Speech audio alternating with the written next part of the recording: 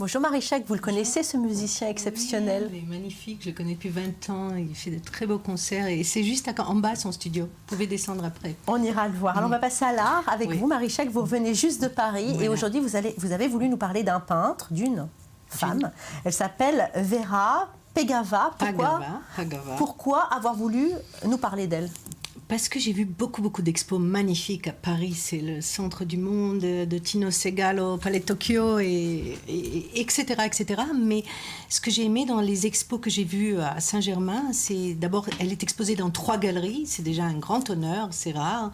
Et en plus, ce que j'ai aimé, c'était justement le côté moins flashing, moins glamour, mais surtout vraiment le côté intimiste, que la palette de cette artiste qui est née en Géorgie en 1907, qui arrive à Paris en 1923, elle rentre de suite à l'Académie de Rançon. Au début, elle est, vous voyez un peu, non là c'est l'abstraction, pendant les 30 premières années, où elle est amie, elle expose à la galerie Jeanne de Buchet, qui est une des plus grandes galeries en France, qui maintenant montre les artistes du temps, qui a ouvert en 1925. Elle expose maintenant chez elle. J'ai trouvé ça magnifique, c'est un hommage extraordinaire, 90 ans après exposé. Et ce qui est beau, c'est elle est passée du mouvement figuratif au mouvement de l'abstraction. C'est-à-dire que jusqu'aux années 60, on voit une maison, on voit... Et ce qu'elle veut, c'est le canvas, le chêne de bois et la peinture. En tout cas, ce qu'il y a d'impressionnant, c'est qu'il a fallu qu'elle attende 75 ans pour qu'un musée lui consacre l'hommage auquel elle avait le droit. Pourquoi? Vous savez, beaucoup de femmes du XXe siècle ont commencé petit, et puis elles ont... Et après, quand il y a eu le féminisme, je dirais, elles ont eu aussi ce côté, le succès, dû à leur palette. Et j'aurais aimé qu'on voit la vidéo qu'on a amenée de Paris, où on la montre. Voilà, vous voyez, au début, on reconnaît les objets. C'est un peu à la De Chirico, c'est un peu à Yves Tanguy, c'est un peu à Dali, c'est un peu surréaliste. Donc, elle a besoin de reconnaître ce qu'elle fait. Vous voyez, et puis elle va passer à l'abstraction, où si quelqu'un veut, c'est comme un silence dans la tête. Vous savez, aujourd'hui, l'art est très bruyant.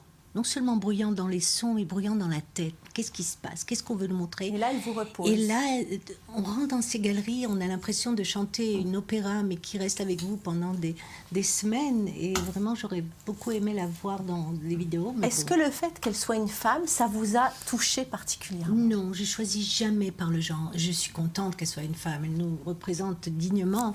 Mais non, je trouve que c'est extraordinaire qu'elle soit restée fidèle à la peinture à l'huile, comme pendant la Renaissance. Rien ne l'a dérangée. Elle est restée dans son studio. Je crois qu'elle n'a pas eu de vie de famille et elle a peint des objets où elle a peint l'abstraction. Et on ne s'arrête jamais devant l'abstraction aujourd'hui. C'est trop facile de dire « Oh, j'ai pas vu, il n'y a rien ». Non, il y a beaucoup dans ce côté intimiste du regard du spectateur, de l'artiste et du bon galeriste qu'il a choisi. De toutes les expos que vous avez vues à Paris, vous n'avez fait que ça, hein, courir d'expo en expo. Oui. Pourquoi vous l'avez choisie, elle? Parce que je trouve qu'elle embrasse tellement bien Saint-Germain. Que Saint-Germain, c'est la région de l'art. Et la femme c'est comme si elle avait mis une longue robe autour de cette région artistique.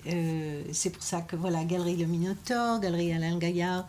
Et voilà, on peut la voir encore quelques semaines. Je conseille vivement d'aller s'imbiber d'une grande qualité artistique féminine. En tous les cas, c'est un homme, Pierre Granville, à qui revient le mérite d'avoir organisé sa première exposition en 1982. Et c'était au musée des Beaux-Arts de Dijon, on est bien loin de Saint-Germain-des-Prés. Absolument, mais beaucoup d'artistes qui viennent du côté international reviennent. Vous savez, c'est comme un bon vin, on le laisse se reposer et puis on le boit après 20 ans et on est tout content. Regardez la danse, regardez le mouvement. Elle essaie de copier personne et en même temps, elle a tellement de force dans cette peinture qu'elle répète. Il y a beaucoup de détails. C'est vrai, c'était une amatrice, celle de danse? Apparemment, d'après ce qu'on voit, corps céleste, parce que vous voyez, céleste, c'est le ciel, c'est comme des étoiles. Et ce mouvement-là est presque célestiel. C'est comme si on lève la tête, on dit « Waouh, je suis arrivée un peu... Me reposer, voir ce côté intime, lumineux, je dirais, qu'on retrouvait dans la Renaissance.